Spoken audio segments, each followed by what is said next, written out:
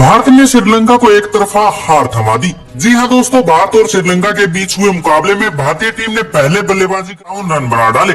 इसमें शुभमन गिल, विराट कोहली और श्रेयस अय्यर ने जबरदस्त अर्धशतकीय के पारी खेली। इन 357 रन के लक्ष्य में शुभमन गिल ने 92, विराट कोहली ने 88 और श्रेयस अय्यर ने 82 रन का अहम योगदान दिया। वहीं श्रीलंकाई गेंदबाजी की बात की जाए तो दिलशान मधुशंका ने 5 विकेट और चमीरा ने 1 विकेट लिया।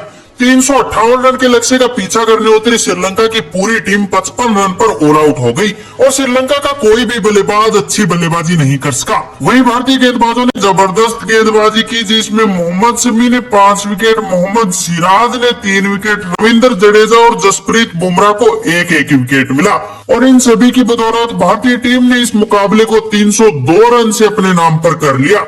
भारत ने श्रीलंका को एक तरफा हार थमा दी। जी हां दोस्तों, भारत और श्रीलंका के बीच हुए मुकाबले में भारतीय टीम ने पहले बल्लेबाजी करते हुए 357 रन बना डाले। इसमें शुभमन गिल, विराट कोहली और श्रेयस अय्यर ने जबरदस्त अर्धशतकीय पारी खेली। इन 357 रन के लक्ष्य में शुभमन गिल ने 92, विराट कोहली ने